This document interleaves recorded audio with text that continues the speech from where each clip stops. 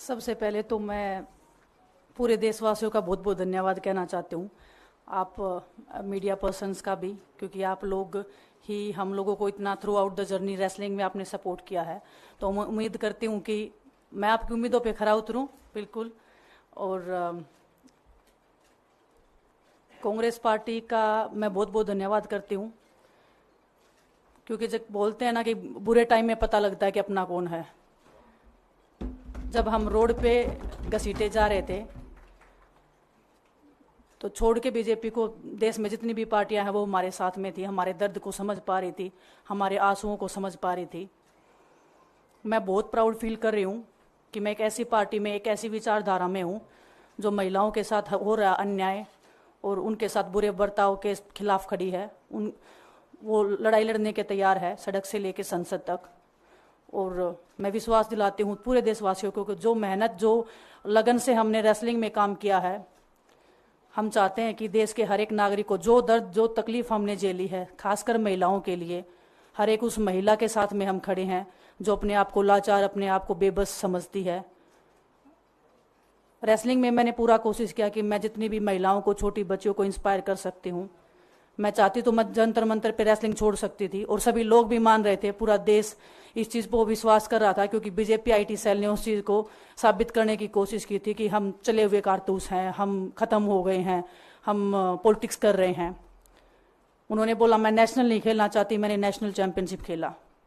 उन्होंने बोला ये ट्रायल्स दे के नहीं जाना चाहते, मैंने ट्रायल्स भी दिया। उन्होंने बोला कि ओलंपिक्स लेवल तक नहीं जाना चाहते, मैं ओलंपिक्स में गई, मैं फाइनल्स में गई। अनफॉर्चुनेटली परमात्मा को कोई और चीज़ मंजूर होगी। एक चीज़ मुझे पता है कि जब मेहनत आप करते हो तो ज़रूरी नहीं कि आपको उसी दिशा में मिले, कई बार दूसरी चीज़ों में भी आपको वो फल मिल जाता है। और परमात्मा ने मुझे मेरे देश के लोगों की सेवा करने का जो मौका दिया है, वो मैं मानती हूँ कि उससे बड़ा पुण्य का काम कोई नहीं हो सकता है। मेरे लिए बहुत प्राउड की बात है। एक मैं नई पारी की शुरुआत कर रही हूँ आज से।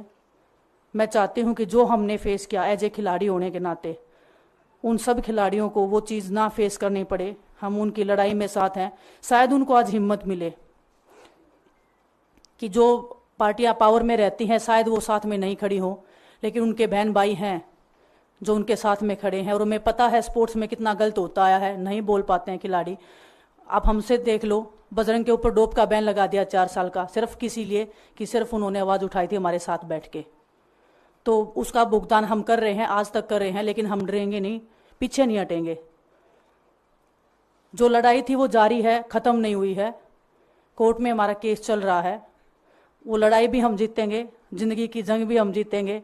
खेल में जैसे हमने कभी हार नहीं मानी है, तो हम इस नए प्लेटफॉर्म पे जो आ रहे हैं, देश की सेवा का भाव, और सिर्फ बोलने तक सीमित नहीं रहेगा। ये हम दिल से हमने खेल किया है और दिल से हम ये काम करेंगे, जी जान से मेहनत करेंगे, अपने लोगों के बीच में रहेंगे। जो भी हम अपने लोगों का भला कर सकते हैं, चाहे कितना ही % हमारे हाथ में होगा, वो हम करने की कोशिश करेंगे।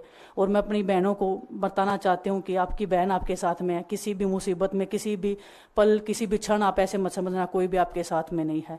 जब कोई नहीं खड़ा होगा तो मैं आपके साथ में ज़रूर खड़ी रहूँगी, कांग्रेस पार्टी आपके साथ में ज़रूर खड़ी रहेगी। ये हमने फील किया था, और मैं वादे से कह सकती हूँ, दावे से कह सकती हूँ कि बिल्कुल आपके साथ भी खड़े रहेंगे। बहुत बहुत धन्यवाद आप सबका।